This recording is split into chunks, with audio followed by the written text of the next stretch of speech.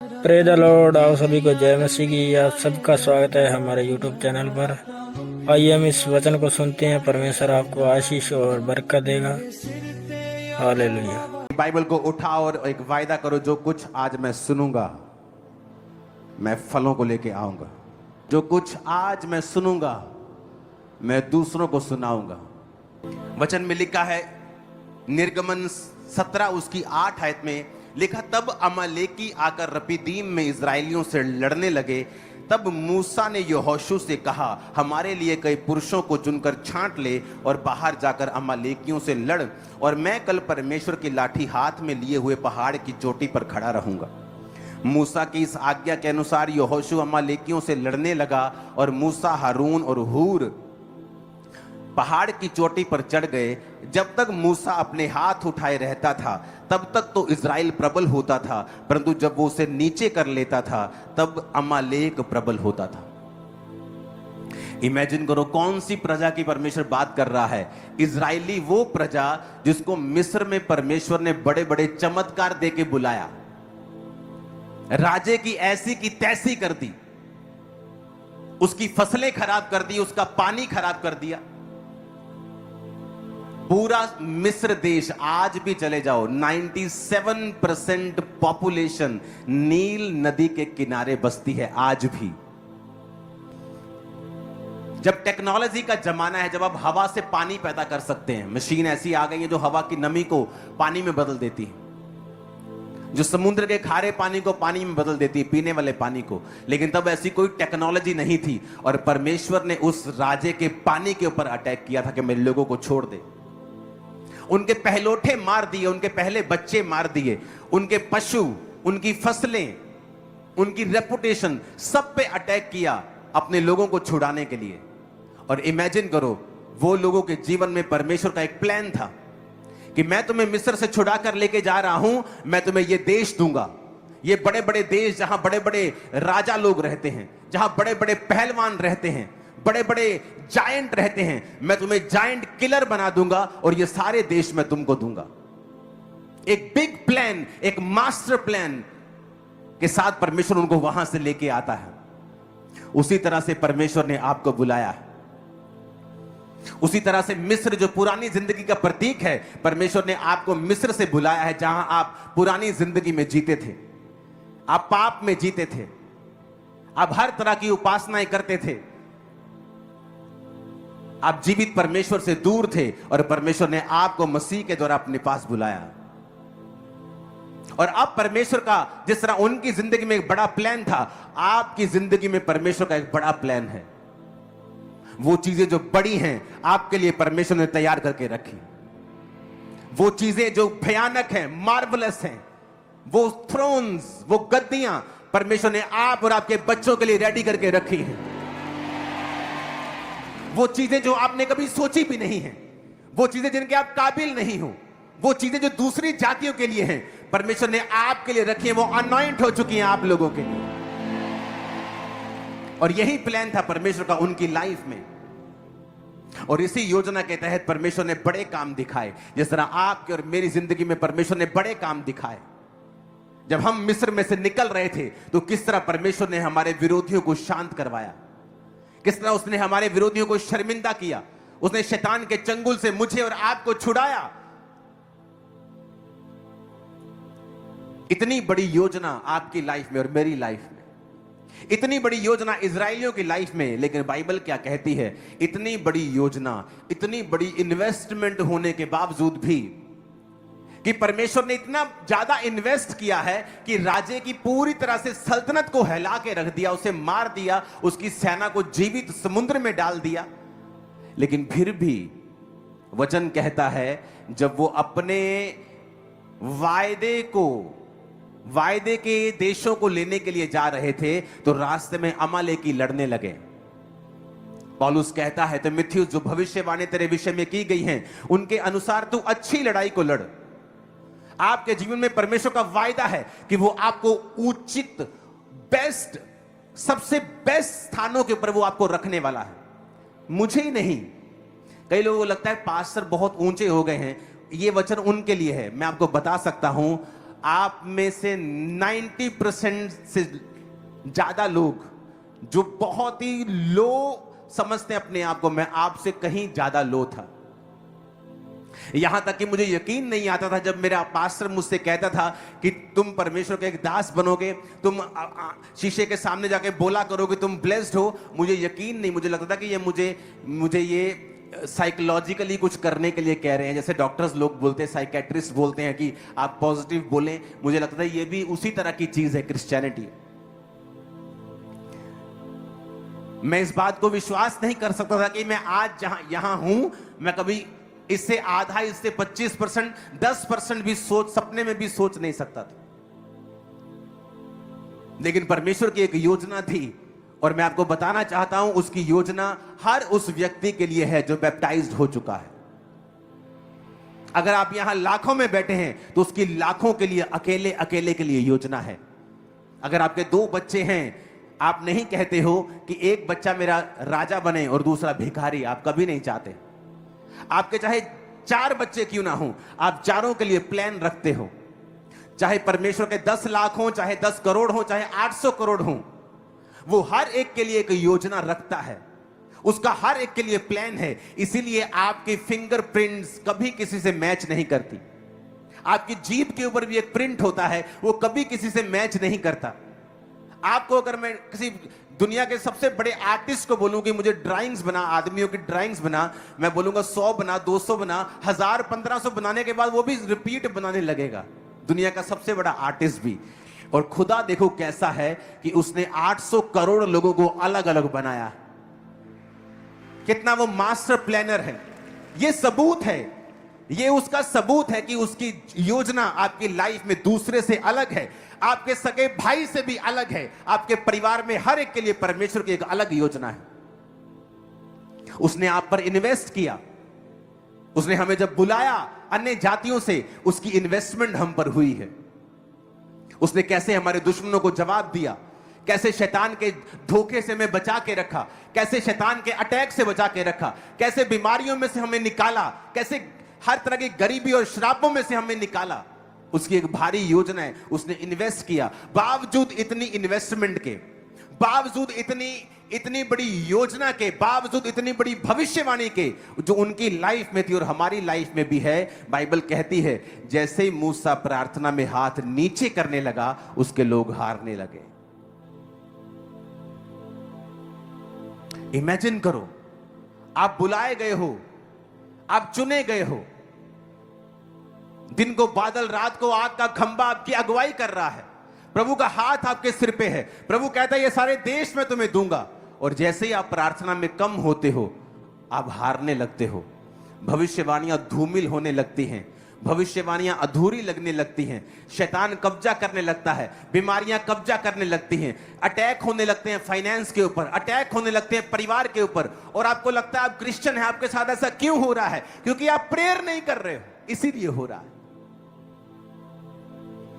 जब उन्होंने देखा कि मूसा जब हाथ ऊपर करता है तो अमालेकी हारने लगते हैं, और मूसा जब हाथ नीचे, वो थक रहा था, वो आदमी था, वो भी स्वर्गदूत नहीं था। जैसे ही वो हाथ नीचे करता था, अमालेकी जीतने लगते थे, इजराइल हारने लगता था। तो लिखा उन्होंने एक योजना बनाई। 12 आयत में लिखा जब मूसा के हाथ भर गए तो उन्होंने एक पत्थर लेके मूसा के नीचे रख दिया और वो उस पर बैठ गया, और हारून और हूर एक एक अलंग में उसके हाथों को संभाले रहे और उसके हाथ सूर्य अस्त तक स्थिर रहे। यहोशू ने अनुचरों समेत अमालेकियों को तलवार के बल से हरा दिया। सब बोलो हालेलुया। लिखा उन्होंने योजना बनाई। चाहे परमेश्वर ने आपको बड़े कामों के लिए बनाया है, लेकिन आपकी प्रेयर लाइफ कैसे मेंटेन होगी, आपको योजना बनानी होगी। तो योजना परमेश्वर ने मुझे दी आप लोगों के लिए। मुझे हजारों मैसेजेस आ चुके हैं जब से हम रात 8 बजे वाली प्रार्थना के साथ जुड़े हैं। हमारी प्रार्थना वाला जीवन की जो ड्राइनेस थी, जो सूखापन था, वो सदा के लिए खत्म हो गया। हम जीवित हो गए, हम अलाइव हो गए।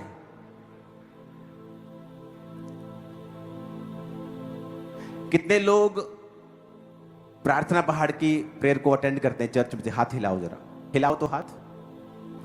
और आप लोग जब प्रेयर अटेंड करते हैं, कितने लोग ऐसे हैं जो कम से कम 2 3 4 लोग होते हैं प्रार्थना करते, एक ही डिवाइस पे? हाथ हिलाओ जरा। आधे लोग प्रार्थना अटेंड कर रहे हैं, 80% लोग, 40% लोग वो हैं जब बैठते हैं तो 3 4 5 लोग होते हैं। क्योंकि जिस तरह से लोग उसे ज्वाइन कर रहे हैं, आप इमेजिन करो हर रात 8 बजे लाखों लोग मिलके एक ही प्रेयर पॉइंट्स पर प्रार्थना कर रहे हैं। इमेजिन करो क्या हाल होगा शैतान का। आप इमेजिन करो, लाखों लोग जुड़े हुए हैं प्रेयर माउंटेन की प्रेयर्स के साथ। 100 देश, 100 देश के करीब प्रेयर माउंटेन प्रेयर्स को अटेंड कर रहा है, और हम एक ही प्रेयर पॉइंट्स के साथ एक मन होके हम प्रार्थना कर रहे हैं। अब यहां पर देखो, जैसे वो हाथ नीचे करता है, लिखा इजराइल हारने लगता है। कौन इजराइल? जिस पर भविष्यवाणियां थी। कौन इजराइल? जिस मिस्र में से निकाला गया था। कौन इजराइल? जिसके संग परमेश्वर था। कौन इजराइल? जो परमेश्वर के पूरे वचनों को लेके, भविष्यवाणियों को लेके देशों के ऊपर कब्जा करने के लिए जा रहा था, वो इजराइल हारने लगा। आपके जीवन में बड़ी योजनाएं होती है, आपको मालूम होता है कि मुझे ये काम करना है, और सडनली आपकी लाइफ पे अटैक होता है। आप बोलते ये कैसे हो गया? मैं तो क्रिश्चियन हूं, मुझे तो ये काम, मुझे तो स्टडी में कुछ अचीव करना था, अब मैं बीमार हो गया हूं, ये क्या हो गया मेरे साथ? क्योंकि शैतान नहीं चाहता कि वो योजना जो परमेश्वर की आपकी लाइफ में है वो पूरी हो। चाहे आप एक हैवी इन्वेस्टमेंट है, परमेश्वर ने आपके ऊपर एक हैवी इन्वेस्टमेंट की है, और कोई बिजनेसमैन नहीं चाहता उसकी इन्वेस्टमेंट खराब हो। परमेश्वर भी नहीं चाहता कि उसकी इन्वेस्टमेंट खराब हो, लेकिन इसलिए उसने कहा है वचन के साथ जुड़े रहो, और इसलिए उसने कहा है प्रार्थना करते रहो ताकि तुम परीक्षा में ना पड़ो। इसलिए उसने कहा कि अगर तुम प्रेयर नहीं करोगे तुम परीक्षा में पड़ोगे, तुम फिर सवाल करोगे, मैं क्रिश्चियन था, मैं चर्च जाता था, मेरे साथ ऐसा क्यों हुआ? और जब आप नोटिस करेंगे अपनी प्रेयर लाइफ को, आप देखेंगे वहां पे ड्राइनेस थी, वहां सूखा था। आप विश तो करते थे प्रार्थना करने की, लेकिन आपकी प्रार्थना सिर्फ आपकी विश में थी, आपकी इच्छा में थी। प्रैक्टिकली धरती के ऊपर आपकी प्रार्थना 2 घंटे भी रोज की नहीं थी। और यहां पर इजराइल हारने लगता है। हालेलुया, हारने लगता है। उन्होंने योजना बनाई, कहते एक पत्थर लेके आओ, पत्थर पर मूसा को बिठा दिया, बोले मूसा आप बैठ जाओ। एक बाजू हूर ने पकड़ी, एक बाजू हारून ने पकड़ी। उसने कहा आप करो प्रार्थना, हम आपकी बाजुओं को उठाकर बैठेंगे। लेकिन शाम तक उनकी बाजुएं उठी रही, और मूसा प्रार्थना करता रहा पहाड़ पर, यानी एक अलग जगह के ऊपर जहां डिस्ट्रैक्शन नहीं थी, लोगों का शोर नहीं था।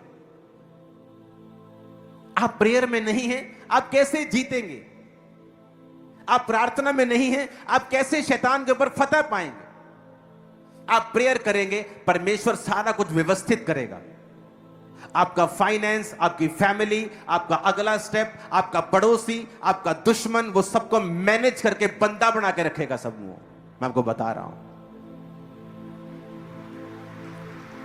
जैसे ही मूसा हाथ नीचे करता है, वो भविष्यवाणियों से भरा हुआ इजराइल हारने लगता है। और यह जरूरी था कि वो योजना बनाए।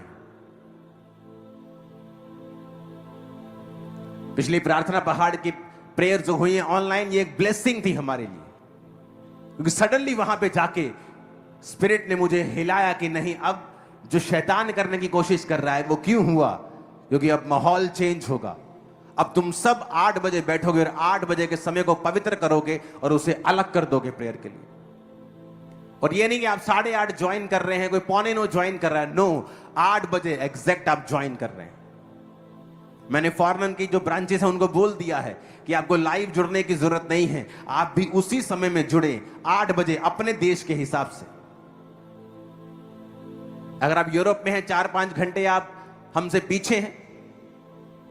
अगर यहां 8 बजे तो आप 3 बजे वहां पे प्रार्थना 4 बजे नहीं कर पाएंगे। आप वेट करें 8 बजने का और वही प्रेयर को उस दिन की चलाएं और बैठें 8 बजे और 9:30 तक बैठें। रात को सोने के वक्त आप 20-25 मिनट आधा घंटा बाइबल पढ़ें। जब सुबह उठें, उठने के बाद सबसे पहला काम आप प्रार्थना करें। अगर आप अपनी जिंदगी में फल देखना चाहते हो तो आप वही बिजनेस होगा, वही काम होगा, वही घर होगा। परमेश्वर आपको आइडियाज देगा, वो आपसे बात करेगा, आपकी स्पिरिट में चीजों को डालेगा, आपको इफेक्टिव बनाएगा, फ्रूटफुल बनाएगा, कामयाब करेगा। वही आप, अगर आप बिना प्रार्थना के दिन की शुरुआत करते हैं, आप वही दिन निकालेंगे और कोई फ्रूट नहीं होगा। आप रेगुलर काम कराएंगे जो आप करते हैं, लेकिन कोई फल नहीं होगा, कोई तरक्की नहीं होगी, कोई बेटरमेंट नहीं होगी। अपने दिमाग से आप कितना आगे बढ़ जाएंगे, एक लिमिट तक, लेकिन लिमिटलेस आपको परमेश्वर करता है। आप जब सुबह उठें, कितना टाइम होता है? 45 मिनट। आप एक टीवी का प्रोग्राम 1 घंटे का एक झट में देख लेते हो, बोलते हो गया। 45 मिनट जस्ट उठना है। और अगर आप 6 बजे उठते हैं तो 5:30 उठना शुरू कर दो। 5:30 से 6:15 तक आप बैठे हैं, कोई फर्क नहीं पड़ेगा आपको। आप सुबह उठें और पर्सनल प्रार्थना करें और परमेश्वर के सामने अपनी चीजों को रखें, उसकी आत्मा से अगुवाई मांगे कि मुझे सारा दिन आज चलना है, तेरा अगुवाई मुझ पे हो, तेरा फेवर मुझ पे हो। जाएं, अपना काम करें, सारा दिन खुदा से बात करें, ऑल द टाइम अंदर खुदा से कनेक्टेड रहें।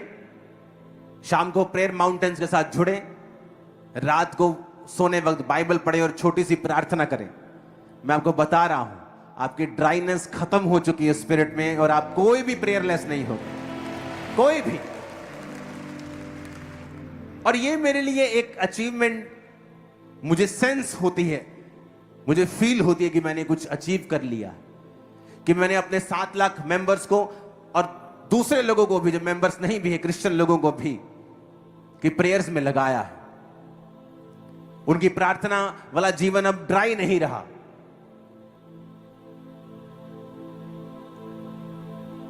और यही अचीवमेंट है कि आप सब लोगों की प्रार्थना 2.5 घंटे के करीब हो जाए। ये एक बेस्ट अचीवमेंट है एक पास्टर के लिए, एक अगुवे के लिए, कि उसकी फुल चर्च प्रार्थना कर रही है। कई बार आपको सरमन देने से भी फायदा नहीं होता, आपको प्रैक्टिकली भेड़ों को कई बार प्रैक्टिकली ले जाना पड़ता है कि हमें इतने बजे प्रार्थना करनी है, हमें इतने बजे सुबह करनी है, इतने बजे रात को बाइबल पढ़नी है 25 मिनट, और फिर 5-10 मिनट रात को सोने वक्त छोटी सी प्रार्थना करो और सो जाओ। और देखो सपने में कैसे प्रभु आपसे बात करते हैं। सुलेमान ने बुद्धि सपने में पाई थी, सपने में परमेश्वर ने उससे बात की। आज हमें सपने क्यों नहीं आते परमेश्वर की ओर से? क्योंकि रात को हम टीवी देख के सो रहे हैं, मोबाइल स्क्रॉल करके सो रहे हैं, हर तरह की नेगेटिव इंफॉर्मेशन हम लेके सो रहे हैं। आपकी न्यूज पे क्या आता है सारा दिन? कहां किसका बम फूटा, कौन कहां एक्सीडेंट में मरा, कहां पे बैड न्यूज हो रही, कहां पहाड़ गिरा। वो आपको 999 जगह वो नहीं बताएंगे जहां मौसम साफ है, लोगों ने एंजॉय किया। आप उस एक जगह को देखोगे जहां पर कुछ हो गया, जहां कोई मर गया, जहां कोई सड़ गया, जहां कोई बम फट गया।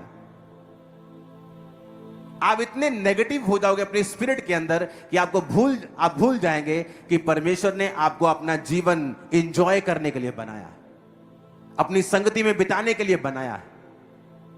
आप इतना कुछ इंटरनेट पे देख लोगे। मैंने बहुत से लोग देखे अपने परिवार में भी, इंटरनेट पे सारा दिन सारी खबरें देखते हैं।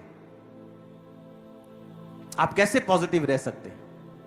आप बिलीव नहीं करोगे, मैं परमेश्वर के पुलपिट के ऊपर खड़ा हूं कि भाई लोग मेरे बारे में न्यूज भेजते आपके बारे में, ये मुझे आज तक मालूम नहीं क्या है, क्या बोल क्या रहे हैं वो लोग, क्योंकि मुझे पता है परमेश्वर मेरे साथ, उनके साथ नहीं।